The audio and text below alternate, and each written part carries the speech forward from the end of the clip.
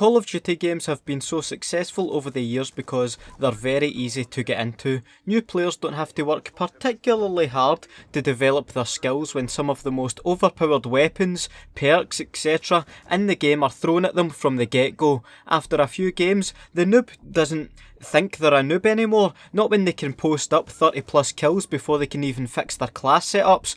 Oh, but when they do, they can create an unholy concoction of pain and frustration for you, an actual COD veteran. So let's look at some of the biggest noob classes in Call of Duty games over the years. And don't be a noob yourself, be a notification squad member by clicking the little bell icon when you subscribe to the channel. Let's begin. When I say noob classes, I'm talking class setups that can be made before rank 20 or thereabouts, so I can think of no better way to start off this list than COD 4's M16, just the best gun in the game which you unlock at rank 1.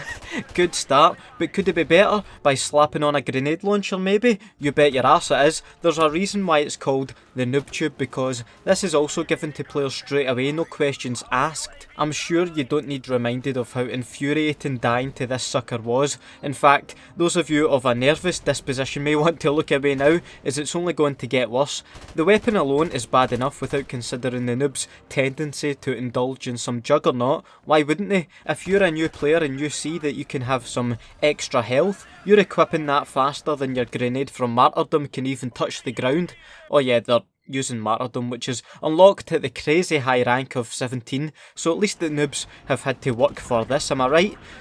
This class is just coming at you from all angles. There's actually no escape from the bullshit. No prizes for guessing the noobiest of noob classes in World at War. The MP40 Dual Mag's Juggernaut Second Chance class can be fully operational by rank 10, and this is a contender for the most infamous class of all time. Noobs actually being able to revive their fellow downed noobs is my idea of hell. It's actually hard not to do well with this class, honestly. Put this setup in the hands of someone playing COD for the first time and they'll make Optic Scump look average, or put this in the hands of Optic Scump and watch the beginning of the apocalypse.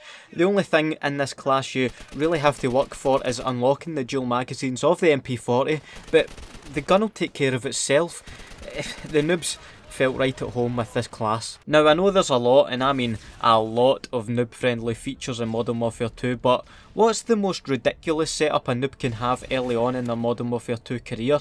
Well, I reckon it's not just one, but two noob tubes, one on the underside of a gun and the other a full-on secondary on its own, the Thumper. This just about tides over the noobs until they discover the wonders of one-man army, but Scavenger will keep them flumping away. Plus, why not give them Commando as default so they can one-hit kill anyone at close range too? Well, close range in the Commando perk doesn't really make sense, but you know what I mean. Not to mention Painkiller, which they can have from rank 6, so they can annoy you even when they're not killing you. Infinity Ward have to be the noob friendliest developer of all time, I swear. We're going to have to move on here because I'm actually getting quite tense but the more I think about this class. Before it was nerfed, the FAMAS in Black Ops was the undisputed noob weapon of choice. They couldn't get enough of it. After it was nerfed, slightly, it wasn't hit that bad, but it just goes to show how a slight increase of difficulty to use a weapon can make the noobs abandon it in droves. Then I'd say they moved on to the AK-74U at rank 17. This gun is unique because it's a submachine gun you can attach a noob tube to. That novelty factor had them sold instantly. For a decent amount of COD points, mind you. They've earned it, I guess. They've also somehow earned a second shot at life too with the classic noob perk Second Chance, which is back. The pro version allowing them to be revived and ruin someone else's game in the same life. Treyarch actually giving Infinity Ward a run for the money there with that one. By Modern Warfare 3, the noob's very own Noob Tube had finally been somewhat dealt with, but it wouldn't be an Infinity Ward game without a bone thrown to the noobs from the first whistle. At level 2 they can be on their way to unlocking akimbo FMG9s, and even at that it only takes weapon level 5 to be able to wield these overpowered monstrosities. Spray and pray is the motto. It's also the default aiming setting of the noob, and they can melt anything within a 10-mile radius using these two. You wouldn't actually believe watching this gameplay that this is the akimbo FMG9s after they were nerfed. That nerf didn't even scare the noobs away that much, and even if it did make them slightly more likely to lose a gunfight with these weapons, they can just call on the revenge death streak at rank 15 to track the skilled player who dared to put an end to this madness. If aiming was the noob's problem, then Treyarch had the solution in Black Ops 2 with the target finder. It was like having your own little aimbot, and one of these attached to an LMG will make any noob feel like they're actually Rambo.